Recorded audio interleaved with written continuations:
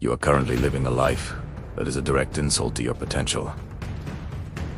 Take a second and let that sit in your chest. Look around the room you're in.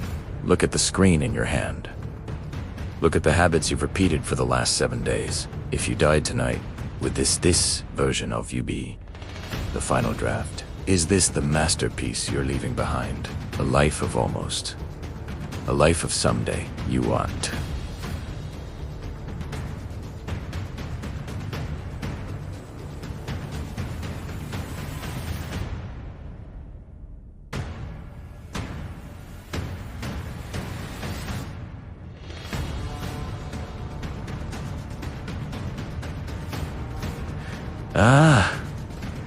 No. More. More.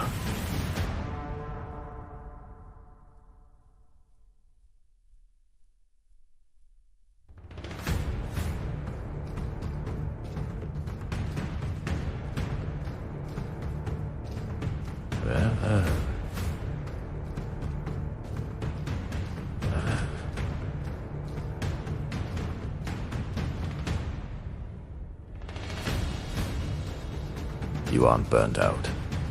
You're just bored because you aren't doing anything that matters. You're sedating yourself with cheap dopamine, scrolling through the lives of people who are actually living, while your own clock is ticking toward zero. Every time you swipe down to refresh a feed, you are trading a piece of your soul for a distraction.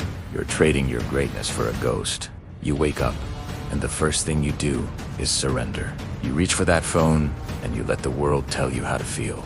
You let the news, trends, and opinions of people who don't know you exist dictate your state of mind. You start your day in a reactive cage. You tell yourself you'll start tomorrow. You've been saying tomorrow for 3 years. How many tomorrows do you think you have left? I want you to feel the weight of that.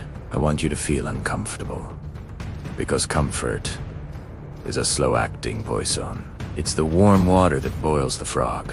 You've started to call your laziness self-care.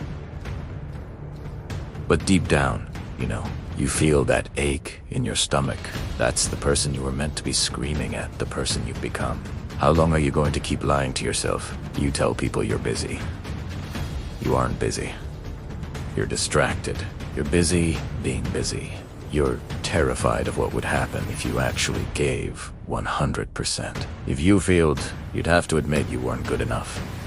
So instead, you'd give 40%. You play it safe so you can always have the excuse of, I wasn't really trying. That is cowardice. It is a betrayal of your bloodline. Think about the thousands of ancestors who had to survive wars and plagues just so you could exist. You are the result of a 1 billion to 1 miracle, and you're living like a mistake. Listen to me. Nobody is coming to save you. If you want to change, you have to be the one to do it. You have to be the hero of your own story. Stop waiting for motivation. Motivation is a feeling, and feelings are liars. You don't need motivation. You need a funeral. Discipline is the only thing that will ever set you free. Real freedom is the ability to tell your mind, we are doing this. Success isn't cinematic. Success is a 4 a.m. alarm in a cold room. It's the repetition of the mundane, over and over. Look at your hands. These hands are capable of building empires. But right now, they're just holding a phone. They're just scrolling. The version of you that you've been dreaming about, that person, is not a different human. They are just you, minus the excuses.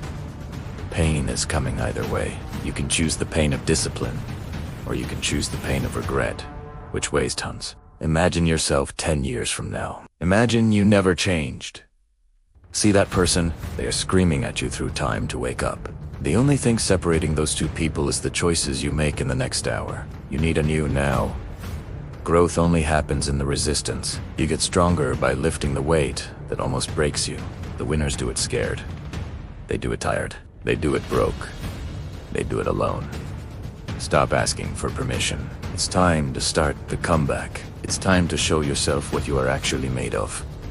You have a fire inside you. Stand up, put the phone down, clear the desk, put on the shoes, open T-book. Make the call. Do work. The clock is ticking.